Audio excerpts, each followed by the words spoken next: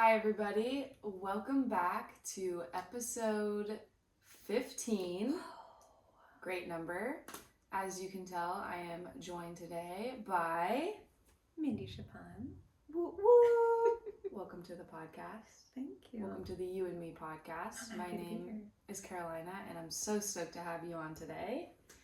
We are pretty recent in getting to know each other. Very recent. We went on a camping trip, 3 weeks ago?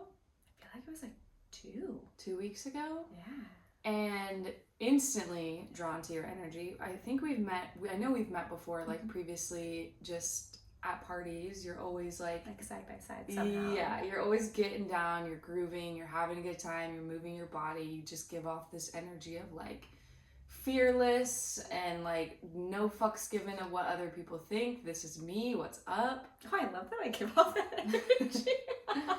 And yeah, we had the pleasure of having a beautiful camping trip and celebrating my boyfriend's big 40th. And I feel like we just instantly clicked. And one of the things that I really loved about you was your intentionality, especially in the products.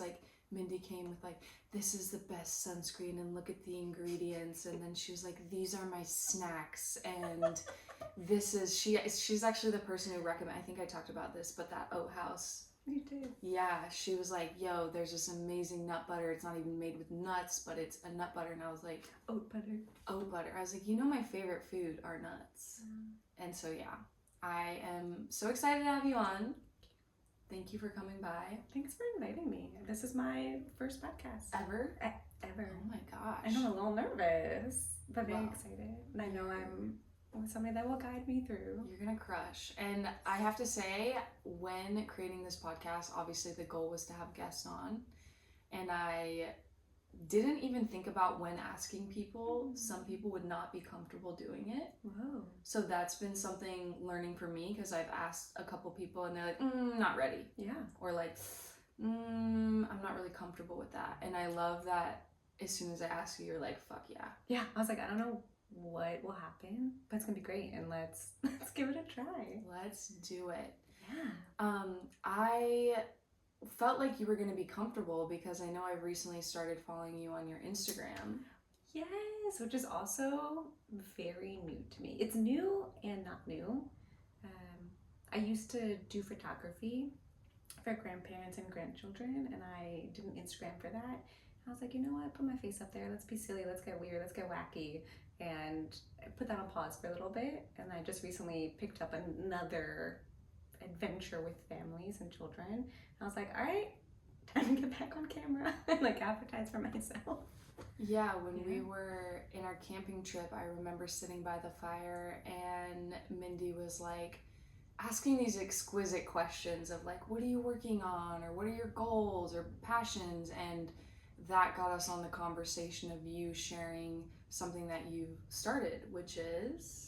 So I'm doing art and movement currently in the parks throughout Portland for 1 to 3 year olds, and it is process over product, which means get messy, have fun. We're all about the getting gooey and figuring out the textures and just being independent, making choices. Nothing is right, nothing is wrong. You're just there together with your child, getting this deeper connection and not walking away with a product. That's amazing. Okay, I want to know, you just mentioned that you kind of used to work with the opposite population of more older folks, and now you're kind of on the other spectrum of the little toddlers. What kind of got you into this work, and what is your background?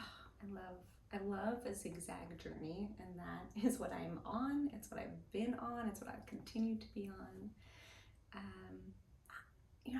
I started babysitting little kids when I was 12. Oh wow. Which is kind of insane to think about. Yeah, did you have siblings? I have an older sister. Okay. Yeah. Wow, 12. It was my next door neighbor, and they're amazing, and they treated me like family, and it was lovely. And I think I really loved it. I loved being silly and goofy and thinking of ways to have fun, and how can we have games that they want to do, and what can we bake today, and not really worrying about mess. And I think that was my introduction to that. And I went to school for education, and early childhood education. I love working with kids. I didn't love being in the classroom. It was very restrictive. Everything that you were taught in school as an educator, going to school to learn how to teach in school, was really difficult to achieve within the classroom with the constraints that you're given. So I took a step back and I was like, okay, I know at some point, that was probably 2017, I just had this moment where I was working 14, 17-hour days. Ugh, at the school? At the school. Oh my gosh. Like insane. Teaching kids all day? Teaching kids. Why such long hours? I think I was trying to be perfect. Oh, that old word.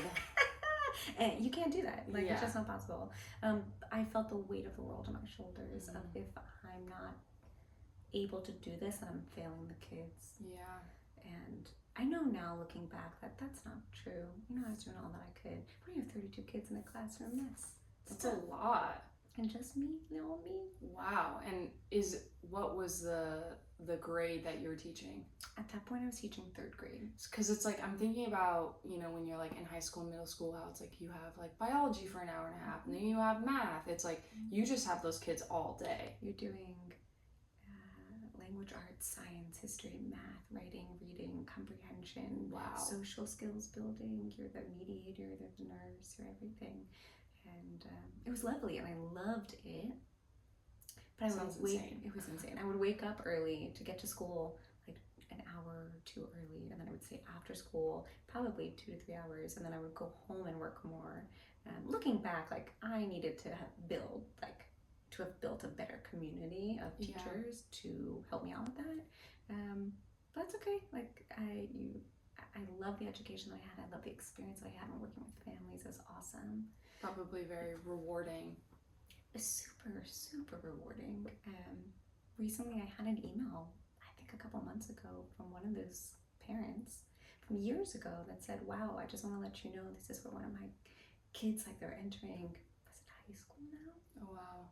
I was like, how is she that old? I was like, that's amazing. Wait, I remember when they were like, just a little peanut.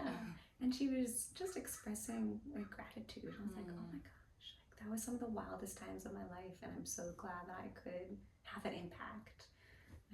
So I stepped outside the classroom, kind of deeply knowing I would make my way back to families somehow. Yeah. I nannied, and I was a babysitter, and I moved abroad, and before I moved abroad, I was a family photographer. You know, when you first start doing photography for portraits, it's often family portraits. It's felt close to home. It was an easy access. And abroad, I saw there was this lovely connection between the grandparents and the grandchildren, that they were at school pickups, and they were at dinners, and they were at the playgrounds. I said, you know, I want to capture this in a very lifestyle, in the moment way. It was fun for me, it was fun for the grandparents. I had all these, talking about questions, I had questions to ask them. Well, why do you want this? What are you hoping to showcase? And what is your relationship founded upon? And capture these really beautiful moments between this intergenerational families. And I really loved that. I put the camera away for a little bit. So when I came back, honestly, I was at a concert. I was at a Neil Francis concert. Great. I would love to see him live. Oh my god. Yeah. Amazing. It was so much fun. I honestly thought that Aaron, my boyfriend, and I were going to be some of the oldest people there. And I walked in, and we were like the youngest people. And they grooved hard. So hard. And it was fantastic. And as I'm dancing and just moving, I had this image of life, and this idea came to me of, I woke up, like in my mind, I woke up, I'm like, out for a run on the beach. Well, I don't run, and there's no beach around here, so where am I? I don't know.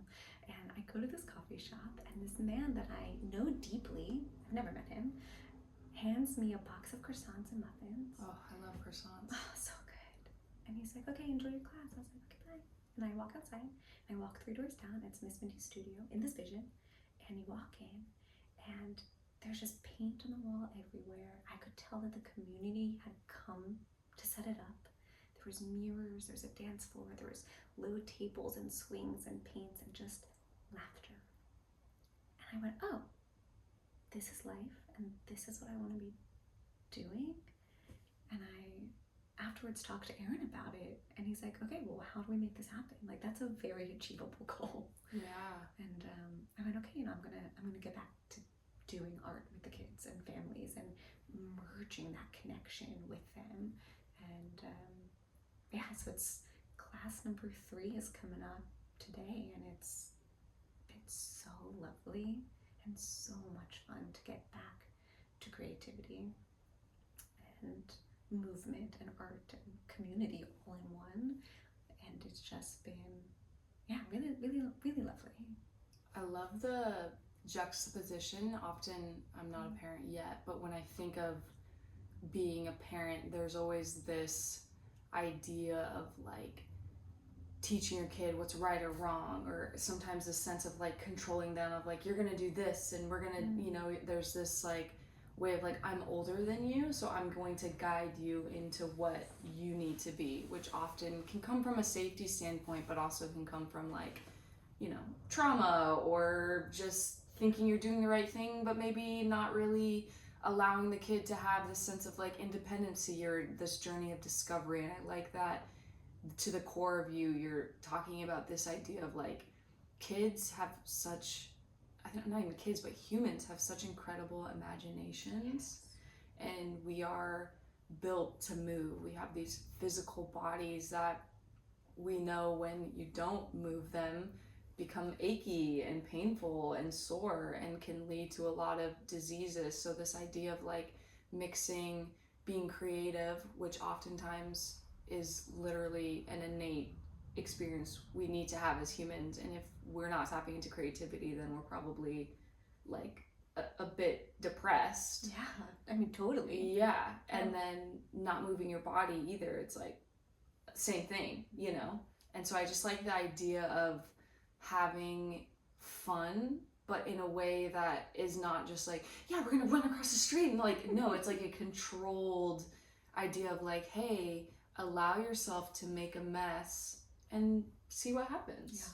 Yeah. And I really liked your phrase. It was something about, you said, the journey of discovery. I like to say it's the, like, don't steal somebody's struggle. And that's how they learn. That's how we learn. That's how children learn. And I provide the resources. I provide gentle guidance and the materials.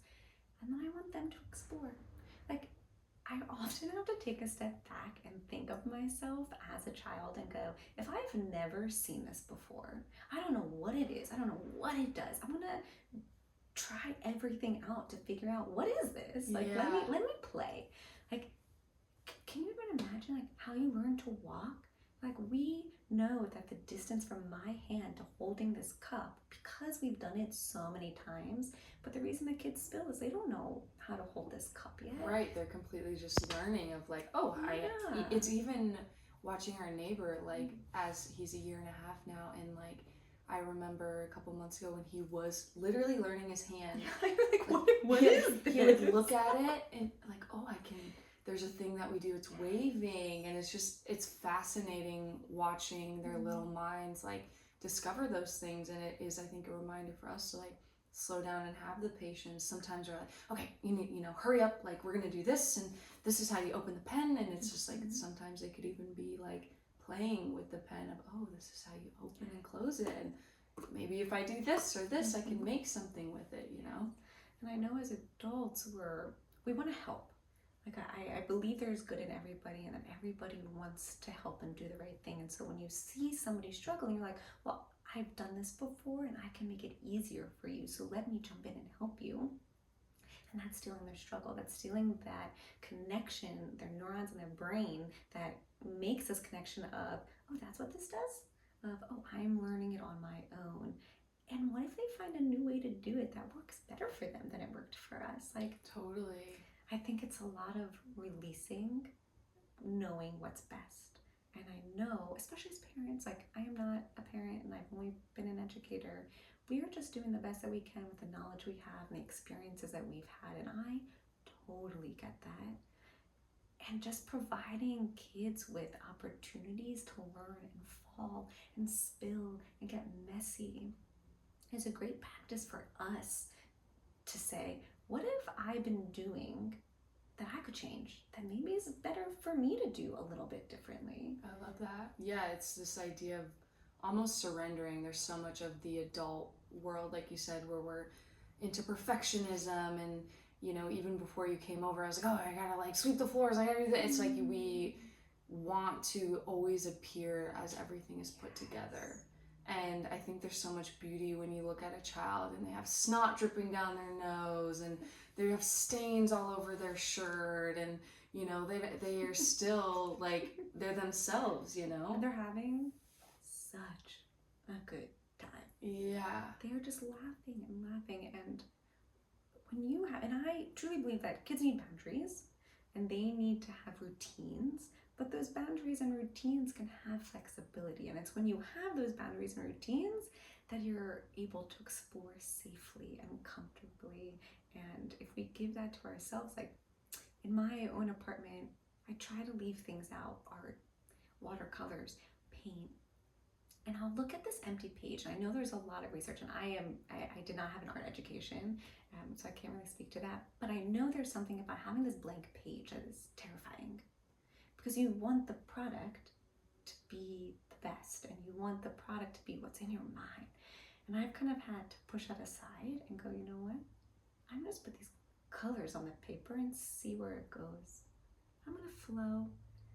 If it turns brown, it turns brown. Maybe I'll turn into a tree. Like, who knows? Or maybe it's nothing. Maybe it just was the process of enjoying the way that the paper and paint and brush, as I moved it together, calmed me down in the moment. And that's all I needed.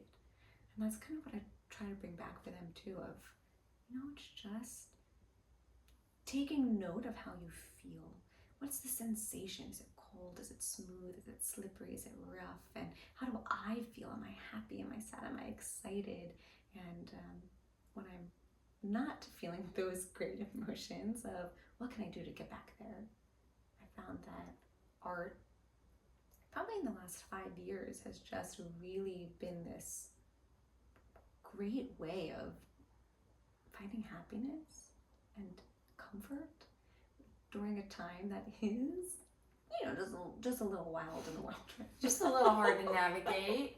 No, I love that you said that, because we live in a world where, mental health and the struggle is real, and, paying your bills or working a job. And I often talk about that on the podcast of trying to navigate, and how do you build a career or a job, or how do you build a life that you actually can find joy out of. And I think so many of the things that we've been taught to deal with stress are like smoking a cigarette, or grabbing a whiskey after work, or they aren't necessarily the best, most sustainable practices. But when you think of something as like, if you are feeling really overwhelmed, what happens if you grab a paintbrush and some water and some colors and just like express your emotions that way? Or if you grab a pen and a piece of paper and you start writing all of the thoughts in your head, like who knows what magic you're able to create through that. And I think so many times we are deterred from the idea of art because we've put these labels on ourselves of, I'm not an artist, or I'm not creative. And I think that if you're listening to this, it would be really great to challenge yourself, like maybe try a new medium, whether it is acrylics or watercolor or even crayons. Like there's so much nostalgia in smelling a crayon and being like waxy, coloring it really hard, of like, oh, this feels good. We need to do that as adults. As we're talking, I'm wondering for myself, of when did I get into art? Because I didn't grow up really doing art. I grew up dancing, which we can talk about in a moment. But I think when I started to date Aaron, he and his family are a family of artists, and they always, like, you walk into their house and it's like a Michael's store. That's so cool. And they grew up with, it's okay to try and fail and to try different things. If you don't like it, like, what other way can you do it? And he was always playing around with different things in the house. And when we moved in together, he was doing the pour paints, and then he was doing some woodworking. And I was like, oh, okay, art isn't as scary as I thought it was. Yeah. Like it There's could no just be right fun. to it. There's no Yeah, right to yeah, it. totally. So that's been really fun because I grew up dancing. I loved to dance. I did ballet, tap, jazz, all of that.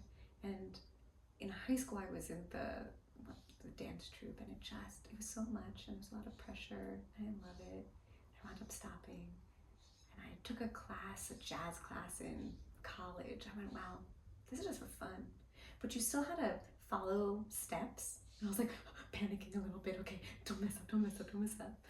And I was like, okay, I need to take a break from this and figure out a different way. And then I came across, I saw a flyer somewhere, and they're like, okay, we're gonna do ecstatic dance. I was like, oh, what the heck is ecstatic dance? Like, ecstatic what? Right? I'm like, well, it reminds me like a rubber band, like elastic is similar what it sounds to. Yeah. I was like, who is doing this? It's like, okay, they advertise as a woman DJ, and it was going to be women and women identifying people come to this space and just enjoy and dance. I was like, you know what? I'll check this out. That sounds great. It was amazing. They had this area in the middle that had some candles and pillows, and then they started out by saying ecstatic dance is for yourself. You're here with other people, but it's for you. And you can move your body however you want to whatever beat the DJ is putting down. And it was lovely. And they said, if you want to dance with somebody, you have to get eye contact consent. And then if you're done, you like put your hands together, you give a little bow, like you're done. And it was like being in a club without having to worry about anybody coming up to you and dancing weird around you or on you. And it was the most freeing sensation. People were jumping and rolling. Some people like screamed a little bit. Some people just sat. Some people laid. And I've gone to many, many ecstatic dance sessions since then, co-ed and not. And it's so lovely to figure out, well, how does my body want to move right now? Like, it's in my shoulders, and my fingers need to get the sensation and energy out. Like, is it in my lower back? And wow, it is amazing to not have to worry about it. Look in the mirror. Is my spine straight enough right now for this activity? No, doesn't matter. I curve that spine, let it go. So bringing that back a little bit to the kids as well. And that's been an interesting trial and error and try again of, their little bodies are learning how to move and groove, and they're just learning what is my foot and what happens when I pick my foot up and down, and what does it mean to groove to music. So that's been really, really fun to watch them make some big movements and small movements, and often just stare at me, what are you doing with your body? Whatever I want, whatever you want is welcome. I think it's so beautiful because when I think of the idea of educators and teachers, and like they are literally the people who are guiding the next generation. Mm-hmm. And I think that we kind of touched on this in our camping trip of kind of comparing like our mindsets and how we view the world versus even our parents, and the difference of just like our current generation, I think, is so much more acquainted with the idea of mental health and really tapping into feelings and expression. And that obviously I think comes from the fact that maybe our parents' style was a little more firm and a little more like, you just gotta bulldoze through it and suck it up, and this isn't a good time to cry, like man up and get it done. And so it's really beautiful to think that the generation after us, especially these kids that are going to your class, like they're being shown creativity and movement and expression, and hopefully they pick up this idea of like the most powerful thing you can do on the planet is be yourself. Yeah. Most like unquestionable, just expressing yourself. I think that not only attracts people that are like, oh my gosh, like that person is themselves, I feel comfortable with myself, I really like you. Or on the opposite, if you may have people who are like, maybe not my cup of tea, but that's okay, because as we mature and we learn boundaries and we really learn to respect and have confidence in ourselves, we're like, yeah, I want things that are 100% for me and aligned for me, and the things that are not, great, not for me, you know? And I think it's so cool to be able to be in a space like ecstatic dance. And my first taste of it was as being somebody who back in college was introduced to house music, and it was just like this game changer of like, genuinely, I had already, without knowing, you know, listened to tech and dubstep and trap like as I was doing these intense workouts, and was really drawn to them because like through the beat I was like, oh, I can run faster and push harder and jump higher. And then to be around a community of people that are like, oh well, we go to these shows in Portland, and I was just saying yesterday, like back in the day these shows were like $15, and you walk into this space and people are just swinging their arms and moving their body. And as somebody too who grew up playing sports, being able to be in a room where you can move your body and listen to the beat, I've had these moments of euphoria where I'm just like, whoa, I feel so, you lose track of time and space, and you to get into that mindset where you're not overthinking like, oh, I wonder if what this person thinks of me, or if my belly feels too large, or if you know, you're really in a space of freedom and expression that like is carefree. Totally.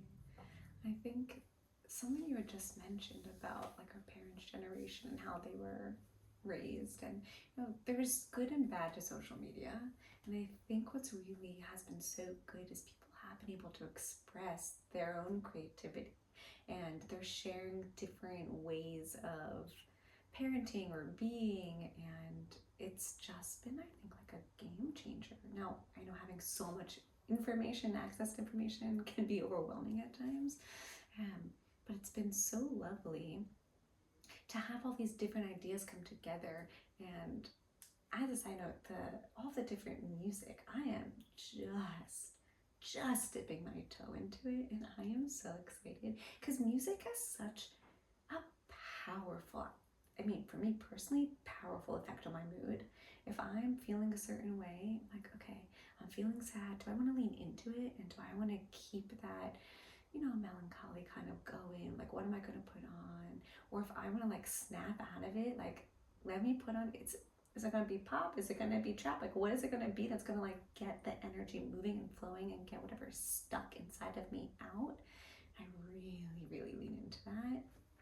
And I love music, and I love right now that we have access to so much of it, that we're able to kind of explore and be like, what feels good for me right now? What do I want to move to and groove to? And when I'm painting, I always put music on. Oh, that's a great point of just, which remind me, after this episode, I want to show you the piece in the hallway, and I'll tell you the backstory. I got into watercoloring a couple years ago, and the first piece I made, I was actually listening to an artist. Her name is Closey. Yeah. It's just like incredible, like jungle, tribal, like bassy. I think it would be amazing to see her live as well, because listening to music and creating art, it almost again lets you enter this carefree state of, you're not thinking about what you're necessarily doing, you're just allowing yourself to do it. In a sense, it's like a flow, you know. Yeah, I remember during COVID, I think that's when I really started to get into the art. We had this time at home that was terrifying, and the way that we were leaning into it, you know, we didn't have children at home that we had to care for. It was just us, and we had the opportunity, which sounds weird, to lean into paint. And I would always sign my pieces, quote unquote pieces, with the song that inspired it. Oh, cool. And so that's then great. It's fun to like go back, and I look at the back of them, I'm like, I want to put this song on and remember how it felt in that moment. I love that. Yeah, that's such a great idea. I mean, it just reminds me too of like, you have these fond memories, and I know that a lot of people in my friend group are huge into music. I think that's one of the connecting factors of a lot of us, and we're fortunate, you know, even this camping trip we just went on, like, It's insane. DJ decks, It's amazing. generator. I mean, we're talking like we have access to festival level gear at any point in time. And I know that jokingly, before I met my partner, one of my qualifications is that I was like, I would love to date a DJ because I love house music. And when we started dating, I literally met him while playing house music. He was playing house music, and I walked into the house, and there was a huge like DJ decks, and I'm like, I'm home. Yeah, I'm like, I've made it. I found my person. Yeah. Which, funny enough, I always say like, yeah, so nice to date a DJ, and then I'm like, until that DJ's practicing and it's 1 a.m. and you want to go to bed. And like, now you better think about it. I love it. Yeah. What type of music do you find yourself drawn to in like different areas of your life? That's really broad. Yeah, it's such a broad, and I think similar to you, right? Like there is, I mean, I will say first and foremost, like I am a tech house junkie. You know, even yesterday we went to the Mount Tabor dance, and he was playing some groovy music, and me being me, I was like, can we get some house music up in here? Like, it's just something about, especially when you're in a group of people, like putting on that beat where you almost like, I can't sit still, like I have to move. Like there's something about that I love the anywhere the BPMs are like, I'm 130 to like 160, I'm just like, let's go. I'm so excited to know what you're talking about. Last week I like dove deep into a lot of different music, and I'm like, oh, I know what that's like. Yeah, I'll play you some tracks because like I said, when I got into house music, there was a label called Dirty Bird. Okay. And the owner of it, his name is Claude Von Stroke, ultimate favorite DJ. The beats that he produces and the beauty of like, often when you find a house song that just kills it, it's usually like this incredible beat that you can kind of bop to, and then they'll put on the track like just a nice layer of like a simple line. Like Fisher, this is another great DJ. There's a song, Losing It, and it's like moving up and down, side to side like a roller coaster. It's just like things like that are just so simple, but when you put a beat on it, you're just like, this is fire. Electricity through your body. That's a great way to put your it. Your body just knows how to move. Exactly. Like it just knows how to move. And I love that you picked up that I don't mind anymore, and I will put that caveat of anymore, especially when I'm dancing, what people think. Yeah. Because it feels so good. Like I can just move. I could have had just, a glass of water, and I'll be in the middle of the dance floor just like bopping and moving around and like giving myself whiplash. Like it brings me so much happiness. Like this is what it's about. And I think music, movement, and art, and I'm going to bring another one in, nature, bringing those all together, talking about like who we are and what makes us happy and what we want to do in this life. Wow, I was just this week talking to my therapist. I went on a backpacking trip to, oh my God, it was beautiful. Goat Rocks, and it's about 3 hours from Portland. Wildflowers like I've never seen before, up to my waist. Wow. Just fields, and I galloped, I twirled. I brought one of those, like when you're young, I had a friend gift me. It's a stick, and it has ribbon, like a rainbow ribbon. Oh, I know what you're talking about. And I brought that as my comfort item. I love that. Yeah, and I toys. I love toys. Oh my gosh, and I'm just going through the meadows like this. I was like, this is happiness. Totally. One thing I want to touch on with movement, and I was talking to my friend about this last week, was it's so interesting because like if you are right now in a space where, maybe you don't have a workout routine, or you don't feel comfortable going to an ecstatic dance and just moving your body, it's something that I think when you first enter, it does feel really uncomfortable. Yes. And that's a good point. Yeah. And like, what are these people doing? Totally. it makes you want to giggle because you're like, that looks silly, or that looks weird, or I've just never experienced anything like that. And I think what is interesting about movement too, like I have recently gotten back into getting into my groove of working out, and it's something that has always been pride and joy for me, but recently have kind of like taken the back burner because, you know, life ebbs and flows.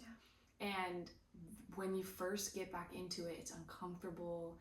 Your body is like, what are you doing? I want to stop. I don't like it. Hurts. It like doesn't feel good after. Yeah, and I just want to acknowledge that for anybody who's in that space of like, that is completely normal. And even probably the top fitness, most athletic, best body, whoever you're comparing yourself to, they probably have even felt that before too. You might be viewing them in a place where they're in it and they've been in it for a while, so it looks easy, but be gentle with yourself when entering that, because we've all experienced that, like overcoming that discomfort to then get to a point eventually where you're like, oh, like you said, you can get on the dance floor with a cup of water and you're like, I don't need to have a beverage to loosen up. Like I have already built this idea that I know it's going to be enjoyable, and so I'm easily can enter that space. I love the reminder. And I know that I'm on the extreme end of dancing in terms of like really like flailing my body and just getting down. And you could like tap your toes and get the same enjoyment of I'm just in this either with a community or by yourself. I think it's however you're continuing to find what brings you that joy within that moment of the song or the people, the community. And it's okay to be on the side, and you're still very, very much a part of it. Totally. I think that's what's cool when you go into ecstatic dances. You can see, first off, just the style and the like diversity in the group. You know, even going to Tabor on Wednesday, it's like you have these little tiny toddler 2-year-olds who are just learning to walk. You've got dogs, you have older folks who are, you know, there was a guy, it was really sweet, as we were leaving, he was coming in with his daughter, and his daughter's like, oh, don't worry, you won't be the oldest one there. And he was probably like in his 60s. And it's, again, that reminder of like, and you started off by saying, you know, when you were doing photography with families, like watching this, you know, older grandparents and then, you know, the newer generation like interact. And I always think of that is true community. Like it's not just us in our 20s and 30s and 40s. Like community is a sense of, you know, babies or people who aren't even born yet, so like, you know, your great grandparents, and for us to all be in a room, I think is so powerful and magical, because we can all learn from each other, whether you've been on the planet for years and you have this immense amount of wisdom to share, or you're just a little toddler who's just starting off your journey in life and you have this sense of freedom or imagination or just being naive. Like so much of that is powerful, and I think when we're put in rooms together, we really feel this sense of like, oh yeah, like this is the point. Yeah, like that's the tribe. Mm-hmm. That's what we're supposed to be in. And I found specifically here in Portland that we're so welcoming to the multi-generational gatherings and events, and you know, comedy in the park and all the curbside serenades and the mountain. You're gonna see everybody in every age, and everybody's welcome, and everybody can kind of groove how they feel best and most comfortable. And I think that's just something so special about those environments. And you're like, oh, I'm welcome here, and I know that people care. And people like want me to be okay too, and will check in on me if they notice, you know, if you're a little uncomfortable, like, can I get you anything? Like, are you good? Like, is there anything that we can do to help you feel more welcome? And just the sense of community has been so lovely in these spaces. Like, I highly encourage anybody, if you're thinking about it, like, come join, come check it out. And totally, you won't regret it. Oh, I think talking about just community, I think that's kind of what is giving me hope with the current climate we're in. I know with everything that people are going through or is happening and blah blah blah blah blah, I personally always like to err on a sense of just like optimism and hope. And I think we are currently in a climate, and I say we, obviously I can sometimes be my bubble, but I think I'd like to think that we're in this climate of people are recognizing that we need community. and you have so many, especially in Portland, so many like membership things are starting to pop up, whether it's little WeWorks or clubs or, you know, fitness centers. But there's this sense of like, yeah, we want to bring back this idea of like, if you remember going to school, you would go there every day without question. You had to. And you would see the same people, whether it's your teachers or your friends or your acquaintances. And there's something so calming about that. Knowing like back in the day, I didn't have to really make plans with my friends because I'm like, they're gonna be there. See you tomorrow at 7 a.m., you know, and that is what really built the friendship. And then it's like, as we get older, you know, people have kids or dogs or they travel and they move and all these exciting things happen, and you can start to see that we become farther and farther away, and then you live in a house and you have your car, and you become so quickly isolated. Yeah, and talking about community and mental health and well-being, one of my colleagues brought up a quote that she's taking no ownership of it, but it's really stuck with me. It takes a village, which means it's okay and you have to be a villager at times. Like, be a part of it, accept the help, welcome people in when they're noticing that you need a little extra bit of empathy or help in whatever way that looks like. I know personally for me it's really hard to accept help. And it's hard for me to say, hey, you know, I'm struggling and I need you to check in on me in terms of, am I getting out? Am I moving my body? Have I been going to my dance classes? And have I been doing art? And even if it's a quick, I'm gonna send you a photo of my art that I did today that looks so silly, and I call it my fridge art. And a reminder that we're so quick to help others that it's okay to accept the help ourselves from the people that, you know, we love the most. And especially right now, it's so needed because everyone's going in their ups and downs. Like right now, I'm like at this high of, wow, everything is grooving. I like see things in the future that are working out. It's feeling good. I'm moving my body. I'm getting out there. And like I have more to give in this moment.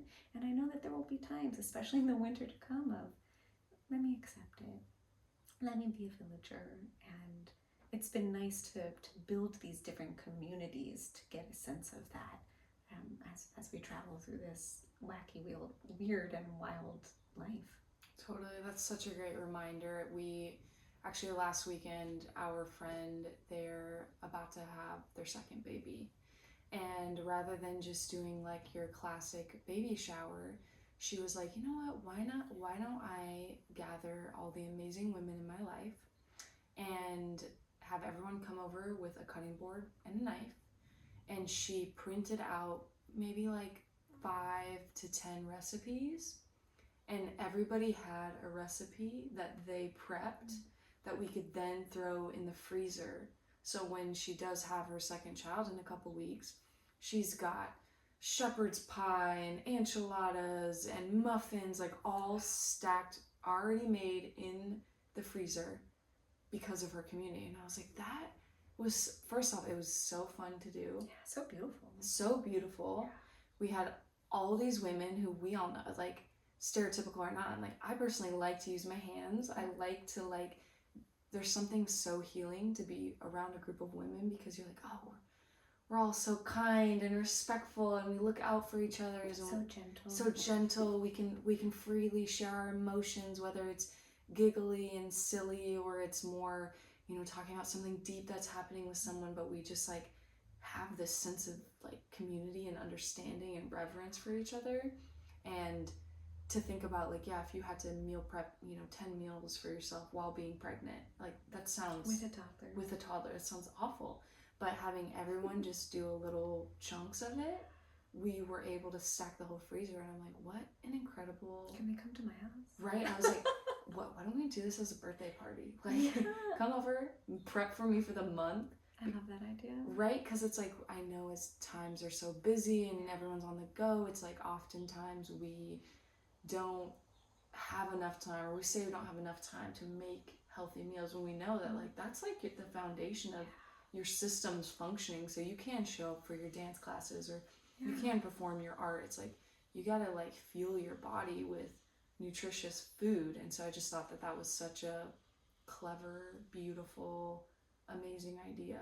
So if What you're a- listening, maybe do that idea. What a great use of community. Right. You know, I think that I've started to see that pop up a little bit more on my Instagram.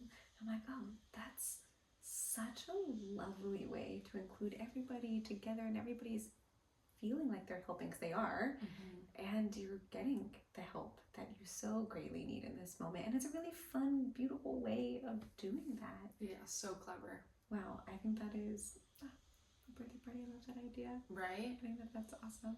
Like, just everybody come over and cook me meals and prep them. Yeah. And yeah, just incredible. Well, Yeah. I want to thank you for being on this podcast, for sharing a bit of yourself with the world. I want to thank you.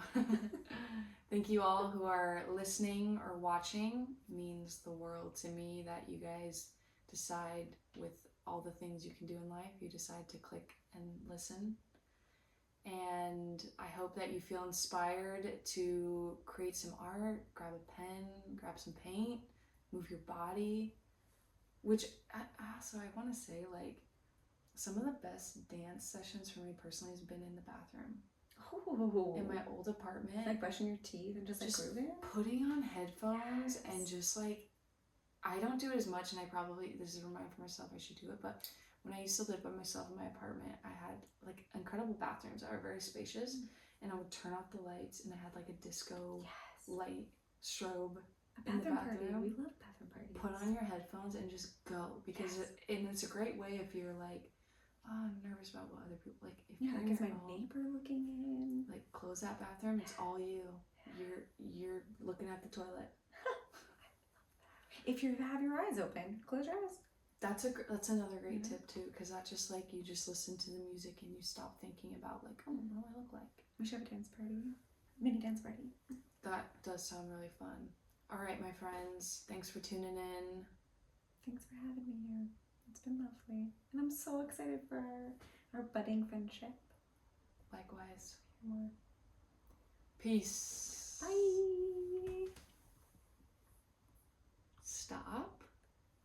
File. Save project. Save project.